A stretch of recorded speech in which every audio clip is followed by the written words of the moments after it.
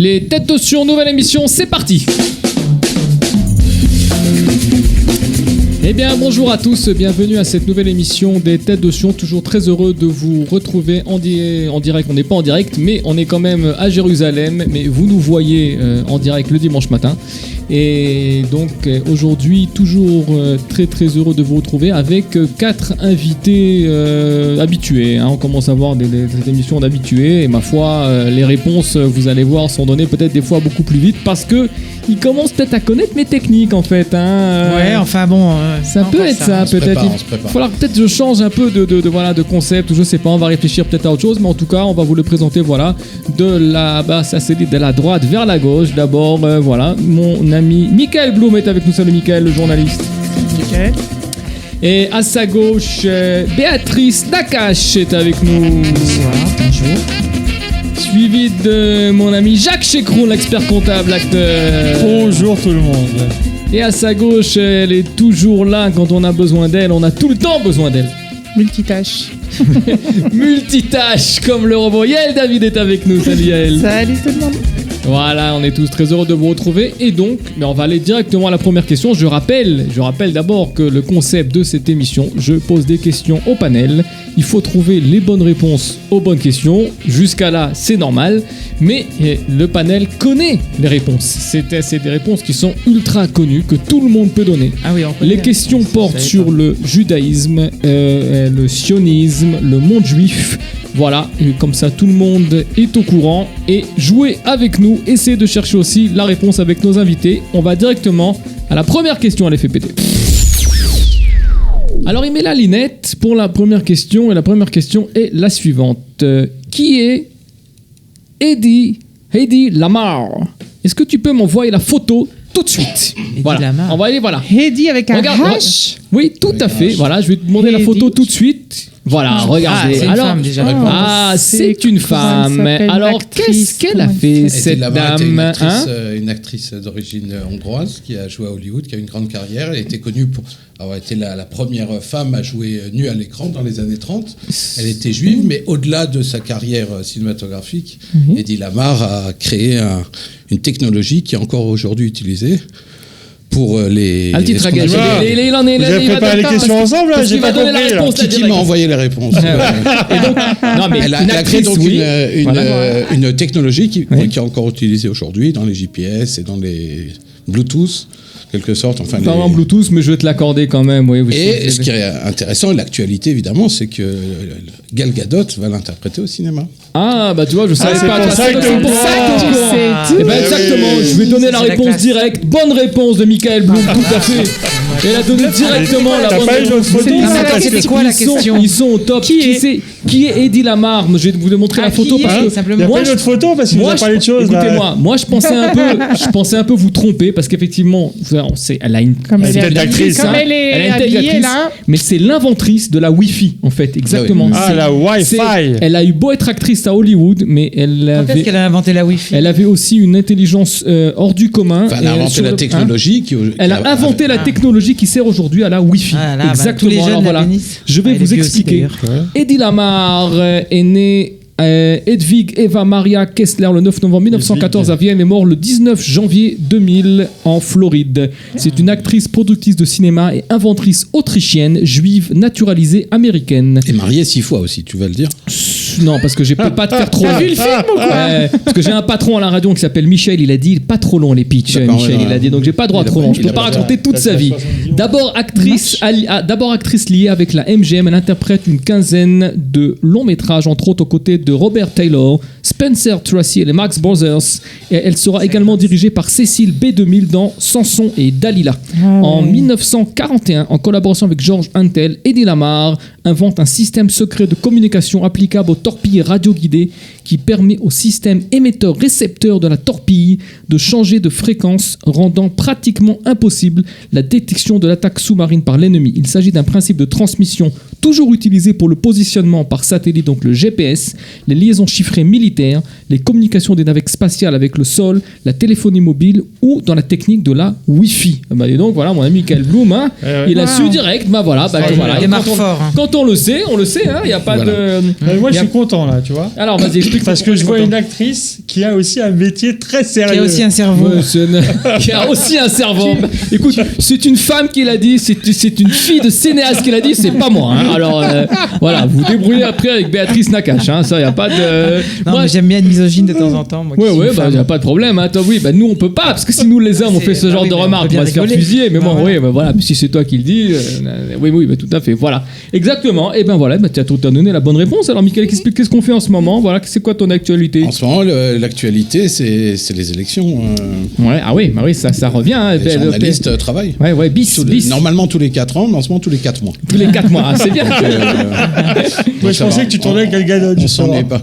Tourner avec Gal Gadot, après les élections, on verra. J'ai pas le temps pour l'instant. Tous les 4 mois, alors ça va donner quoi? Mais j'ai l'impression qu'on va vers la même Knesset, moi.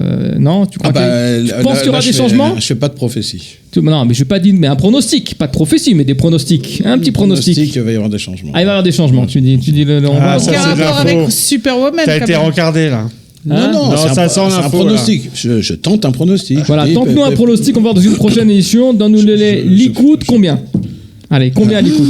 Si, tu nous donnes un chiffre. On va savoir. Likoud, combien? Je pense que le Likoud sera en dessous de 30. En dessous de 30, ouais. Mais qui fera partie de la coalition d'une manière ou d'une autre. Et je pense que Lieberman va surprendre avec un numéro... à 2 chiffres. Voilà, 2 chiffres. À 2 chiffres, voilà. Ouais. Vraisemblablement, Eh bien, c'est noté. Donc, je note ici donc, le Likoud en dessous de 30 et Lieberman plus de 10. Voilà, on a noté un pronostic de Michael Blum et on verra. On verra. C'est un pronostic, je peux me tromper. Exactement. On te réinvitera après les élections. Alors, tu viens quand tu veux dans cette émission, d'ailleurs, mais après les élections. Et donc, on verra si tu as eu raison. Et on passe à la question, nous, en attendant, numéro 2. Allez, vas-y. La question numéro 2, on revient en Israël, hein, on revient avec le sionisme. En quoi consiste l'opération Colère de Dieu? Alors, qu'est-ce qu'on a fait dans l'opération Colère de Dieu? Alors, tu sais aussi, il sait aussi, regardez, il sourit là, il est content là. Années 50, années 60. Il est content, il sait aussi. Tous les deux, je sais pas, ça se passait... Années 70. Ça se passait... Mets-nous sur la voie, allez hop. On est dans les... C'est quoi l'opération Colère de Dieu? Est-ce que c'est les années 70? Oui, c'est les années 70. C'est sur mer, dans le désert? C'est avec des avions? Non, pas de rapport avec les avions. Frontières, ça a un rapport avec l'armée? C'est un rapport, c'est pas l'armée qui a réalisé l'opération Colère de Dieu. Ah, non. Colère de Dieu, ça a un rapport avec la faim dans le monde? Non, aucun rapport. Donc c'est pas l'armée. C'est pas l'armée, alors ça serait qui? Une alia, non. C'est pas le Shabak.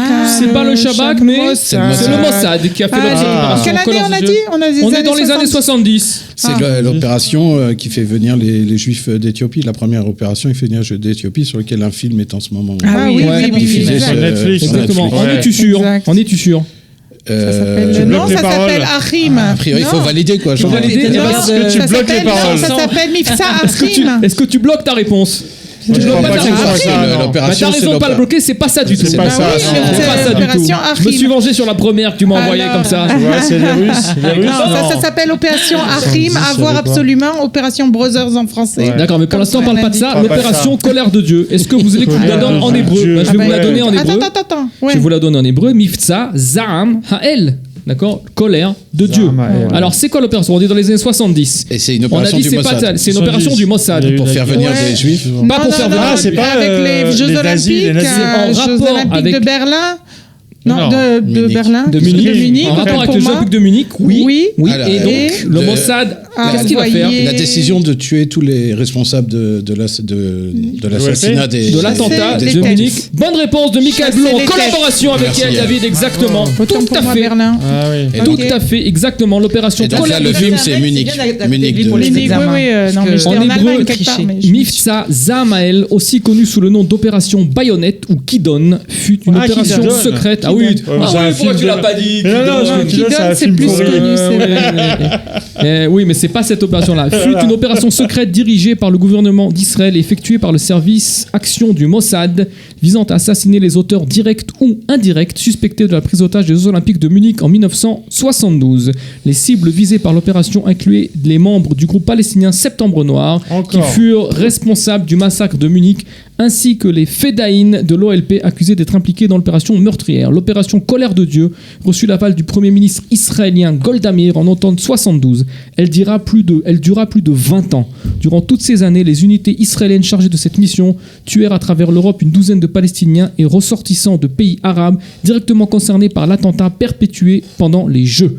Ces événements sont relatés dans le film documentaire intitulé Un jour en septembre de Kevin MacDonald, sorti en 1999. Et ils ont aussi été adaptés au cinéma dans les films L'épée de Gédéon de Michael Anderson, sorti en 1986, et le fameux film de Steven Spielberg, sorti en 2005. Munich, exactement. Voilà, vous avez et à c'est l'image. là que Béatrice dit, ça fait longtemps que... Non. Ça fait longtemps que... Il n'y a pas eu de prise d'otage. Oui, ça fait longtemps que... Ça tu recevoir dans une précédente émission. C'est plus à la mode, les prises d'otage. Vous avez dans quelques semaines, on avait parlé de prise d'otage. Et donc là, vous avez à l'image, encore une fois, donc une stèle voilà, qui relate ces événements à Munich avec les noms des athlètes israéliens qui ont été donc assassinés par ces Palestiniens. Donc l'opération du Mossad. Voilà, cette opération du Mossad donc, a été relatée donc, dans ces films et a donc été mise en route pour, je ne sais pas si on peut dire se venger, mais en tout cas punir les gens qui ont fait cela. Hein, on peut dire ça comme ça. Ouais. Hein, exactement, Béatrice. Alors, quelle est ton actualité, Béatrice? On parle de danse aujourd'hui. On est au mois d'août, là. Je trouve qu'on est un peu au point mort pour certains. Je sais pas si on est au mois d'août, ouais. Mais oui, c'est vrai, on n'est pas au mois d'août. On est dimanche. On va dire, oui, bon, un dimanche d'août. Ouais. Et donc, non, je redémarre l'année avec des cours de danse, toujours. Et puis, préparation de spectacles musicaux, préparation d'une pièce de théâtre probablement dès le mois de septembre pour pouvoir... à l'origine de l'excellent Un air de famille, hein, on peut rappeler ça. Hein. Oui, tout à l'origine de ce projet. Maintenant, on passe à autre chose. D'accord. On espère d'ici janvier-février une nouvelle pièce, de pouvoir arriver avec une nouvelle pièce. Ok, très bien. Et alors pour les cours de danse, etc. Alors pour les cours de danse, ça c'était la danse, c'est mon premier métier. Oui. Et donc je donne des cours chez moi. J'ai une salle, je peux prendre 3-4 élèves et. Sympa. Alors comment on te contacte? Sur Facebook. Sur Facebook, voilà. Voilà, Béatrice Nakache-Halimi. Exactement. Donc voilà, si vous voulez avez envie de prendre des cours de danse à Jérusalem, à Jérusalem. Voilà, il faudra venir à Jérusalem. Parce qu'à Paris, il sera peut-être. Il y a quelqu'un qui veut venir de Haïfa danser chez toi. Pourquoi pas? Avec plaisir, hein. Avec plaisir. Voilà, exactement. C'est pas, voilà, exactement. Voilà, donc si vous voulez danser, venez danser. Vraiment qu'il ait envie. Avec Béatrice Nakache et contactez-la sur Facebook. Et nous, en attendant, on passe à la question numéro 3, l'effet pété. Alors la question numéro 3, et comme aujourd'hui mon ami et mon sniper Eric Binisti 3i n'est pas là, il vous aurait dit que qui aime bien la Bible, aime bien les questions de Bible, aime bien les questions de Tanakh. Et c'est pour ça que dans ses émissions, il met tout le temps une question en rapport avec la Bible et avec le Tanakh. Et aujourd'hui, cette question est la suivante. Quelle pièce est mentionnée dans le 2e livre des Rois, chapitre 10, verset 22 ? Donc, dans Melachim Bet, Perek Yud, Pasuk Kav Bet, quelle pièce est mentionnée dans ce Pasuk? Pièce de monnaie? C'est pas une pièce de monnaie. Pièce de théâtre. C'est pas une pièce de théâtre. Un objet? Une pièce, un objet. C'est quoi que tu t'entends par pièce? Une salle. Oui. T'es où dans Melachim Bet, quoi? Oui, Melachim Bet. Oui, mais alors là, si tu trouves avec Melachim Bet, Perek Yud, Pasuk Kav Bet. La salle à manger, je sais pas. Pas une salle à manger, non. Les toilettes. Salle de bain. L'antichambre. Non, mais c'est là, on cherche, on est dans. Le dressing. Un dressing. Ah, un bain, une. Pas un dressing, presque. Ah, presque, tu vois. Ouais. Une armoire. Non, une pièce. Un entrepôt. Hein? Un entrepôt. Non, tu l'as en français. Mais c'est quoi l'intérêt de cette pièce? Une penderie, alors on dit en français. C'est pas une penderie, mais c'est pas loin. C'est pour des habits? C'est pour mettre des habits. C'est pour des habits. Un placard, un haron. Non, c'est une pièce, un endroit où on dort. Non, on dort pas dedans. Un vestiaire. Bonne réponse de Béatrice Nakache. Tout à fait. C'est un vestiaire, exactement. Regardez ce pasouk du livre des rois, en hébreu. numéro 2, chapitre 10, Pasouk 22. Voilà, quand tu veux, mon ami, en régie. En attendant, je vais vous lire. Vaishlach Yehu bechol haaretz, vayavo kol ovdei habaal, velo nishar ish asher lo ba. Vayavo bet habaal, vayimale bet habaal pe la pe, vayomer la asher ala meltacha. Otse levush le chol ovdei habaal, vayotse lahem amalbush. Meltacha, voilà, je vous ai mis une photo aussi d'un petit vestiaire dans une ferme. On apprend tous les jours. Meltacha, c'est un vestiaire, vous avez ce mot. Oui, c'est ce qu'on dit aussi quand on va dans un magasin pour se changer, à la dans les piscine vestiaires. aussi. À la piscine, vous avez en écrit quand vous arrivez dans les piscines, meltachot, tout à fait, c'est des vestiaires. On dit pas Cheder Moi, j'étais sûr que c'était les douches. Non, on dit meltachot, en tout cas dans des piscines, dans des plans comme ça, voilà. On a bien fait de venir. Exactement, voilà, c'est un... Voilà, même un prof d'Ulpan qui avait... Tout à fait, c'est un mot biblique. Alors l'Ulpan, donc on a commencé l'Ulpan, alors comment ça marche l'Ulpan? C'est super. D'abord, on a des anciens élèves de l'an passé qui sont venus, et ça c'est très sympa. Il y a... Voilà, bon, c'est un peu la rentrée aussi. C'est un peu la rentrée. Alors, il y a ceux qui ne sont pas encore revenus, qui sont en France. Il y a ceux qui sont déjà ou pas encore en vacances. Je pense qu'après les fêtes, on va... Alors, comment ça se passe? Décris-nous un cours. Qu'est-ce qu'on fait? Il n'y a pas d'écrire, c'est un cours de discussion. Donc, alors, on discute, parle. Voilà. Moi, je viens en général avec un thème d'actualité, sauf si j'ai prévu une chanson ou un tioul. On fait des tiouls et manivrites aussi. On visite le quartier. On était sur les traces de l'Alliance israélite et le French Touch à Jérusalem. Il y a plein de choses à faire. Et Medabrim, Pachout Medabrim. On parle hébreu. Voilà, au cours de Yael David. Et on profite des erreurs des uns pour faire un petit peu de grammaire. Mais on se lance. Pour faire avancer les autres. On profite des erreurs des uns pour faire avancer les autres. Voilà, il n'y a pas mieux. Voilà, le cours de Yael, je rappelle, tous les dimanches de midi à 2 ou de 2 à 4. Autant pour moi, de 2 à 4. De 2 à 4, exactement. La contact, si vous voulez venir dans le site, vous avez dans le site de Kalitime, vous pouvez vous inscrire au cours d'hébreu, à l'hébreu parlé, et je vous les recommande. Ce sont des cours très intéressants parce que si c'est Yael la prof, vous allez kiffer. Non, mais j'ai des collègues aussi. Les collègues sont bien. C'est qui je veux dire? C'est qui les autres collègues? Il y a Margalite, il y a Anne-Marie. Je connais pas toutes les profs, mais contactez Kalitime. Kalitime, voilà. Kalitime est vraiment au service des Olim. On est tous bénévoles. C'est ça qui est important à retenir. Nous, les profs, eux, les élèves. Et on est là pour mettre en commun et s'aider les uns les autres. Si les élèves se faisaient payer, ce serait un peu bizarre. Ah, ça pourrait. Ah, mais ils demandent beaucoup. Ah, c'est ça. Mais on est à leur service, ça va. Ça pourra venir peut-être un jour. Très bien. Et bien, sur ces informations très importantes, ma foi, on passe à la question numéro 4. Allez, on va. Et la question numéro 4, comme à notre habitude, j'ai dit un jour peut-être on changera, peut-être je ferai la Blitz en premier, la Tanakh en 4, je sais pas, pour un peu changer, je sais pas, peut-être on va faire ça un peu plus tard. En tout cas, la question numéro 4, toujours la question Blitz. Et aujourd'hui, nous allons chercher... Qu'est-ce qu'on va chercher aujourd'hui? On va chercher une distance. Un rapport avec Israël, on est d'accord. C'est Yael qui va commencer. On sait que le réseau routier se développe constamment en Israël. Combien de kilomètres de routes ont été créés en Israël en 2017?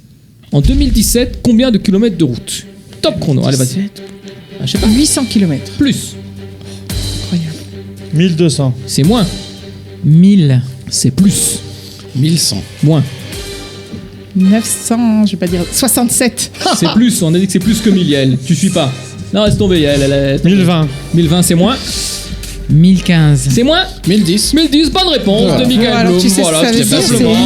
Oui, Yael, elle a encore les chiffres. Mais c'est pas ton truc. Moi, j'y crois pas aux chiffres ronds. Je crois que c'est 1009. Ah, tu dis non, ça n'existe pas des chiffres ronds. Non, c'est juste incroyable. On a construit 1015 km de route. Écoute-moi bien, selon le bureau central des statistiques, ce qu'on appelle en hébreu la Lishka Merkazit, les statistiques, 1010 km donc, de routes ont été revêtus en Israël en 2017, le plus grand nombre de kilomètres depuis 1993, alors que 870 km avaient été mis en place.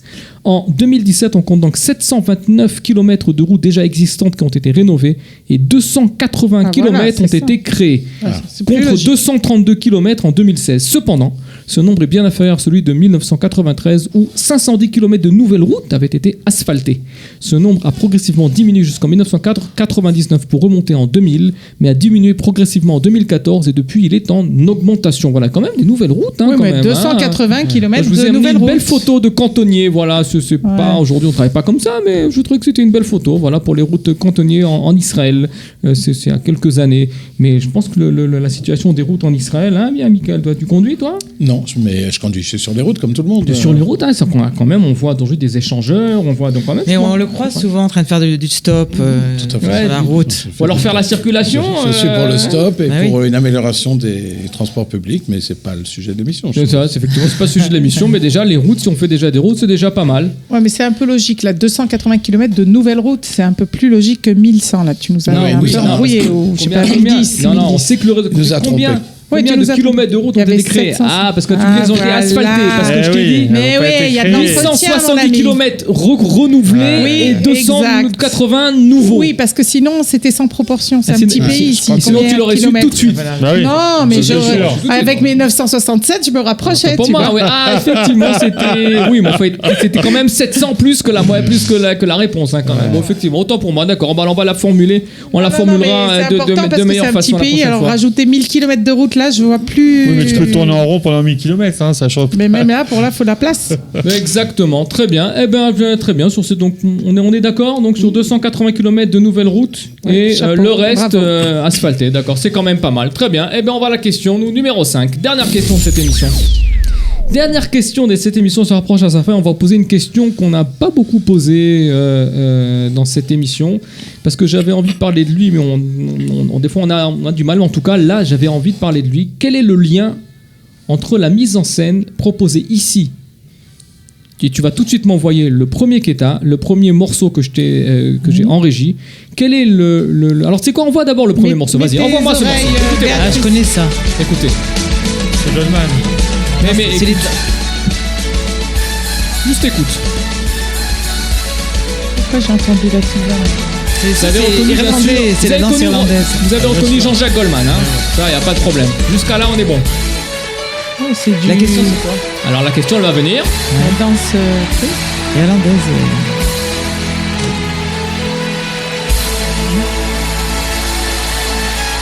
Voilà. Ça, c'est la première partie de cette vidéo que je vais vous montrer. Donc, on revient à l'écran. Et donc, ma question est la suivante.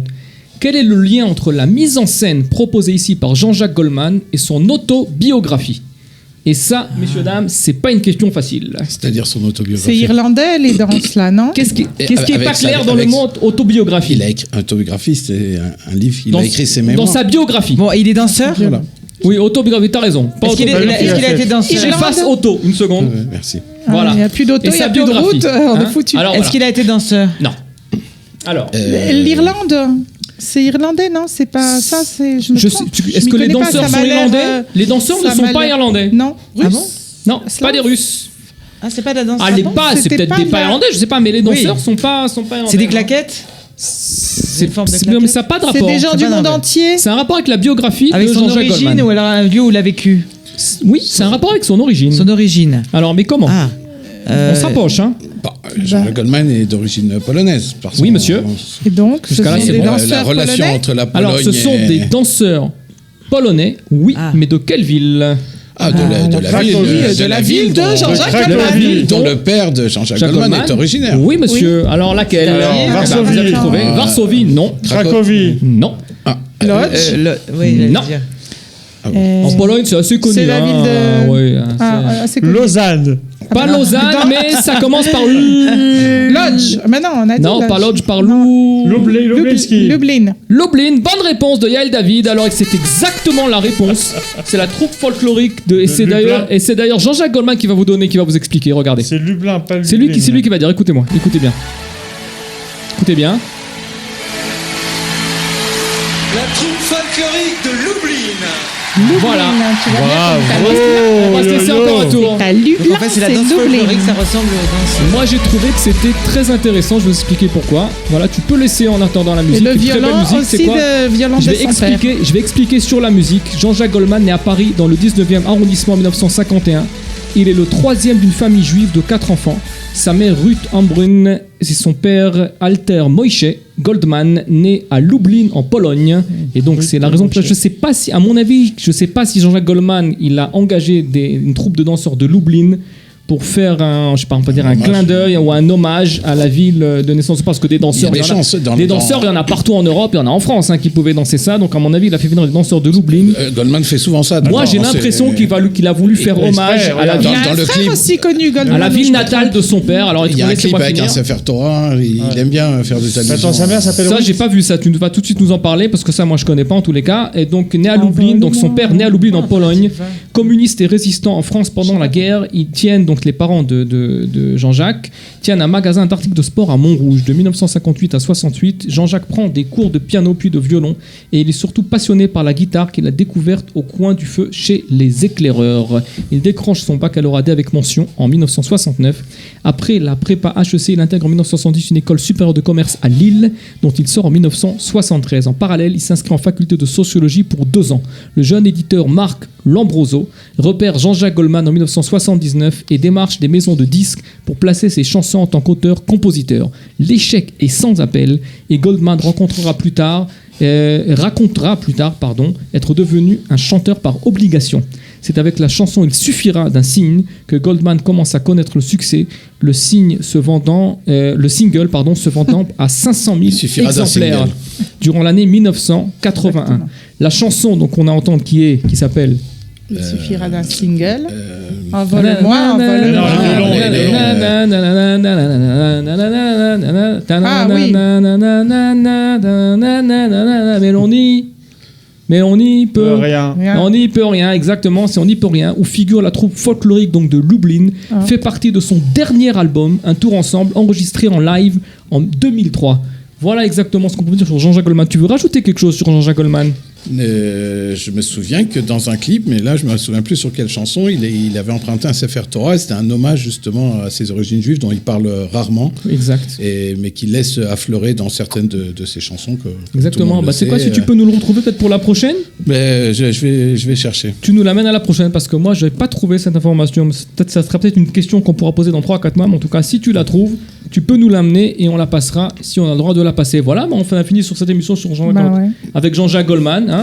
Il n'y a pas mieux, voilà. Et la troupe folklorique sur le Soudan. La troupe folklorique de Lublin, une prochaine fois, tu nous amèneras ça une prochaine fois, voilà, avec la troupe folklorique de Lublin, qui à mon avis est en hommage au lieu de naissance de son père, Jean-Jacques Goldman, voilà, qu'on invite dans cette émission. On peut rêver, oui, il peut venir. Tu as le droit de rêver, Bah oui. Oui, pourquoi pas, je sais pas, moi, on peut rêver. Jean-Jacques, si tu nous entends, tu peux venir quand tu veux. Quand tu veux dans cette émission. Voilà, en tout cas, cette émission pour aujourd'hui est terminée. Voilà, je remercie Yael David qui était avec nous, je remercie Jacques Choukroun, je remercie Béatrice Nakache et enfin mon ami Michael Blum. Voilà, cette émission a été produite par Chichi Berda. À bientôt, salut bye.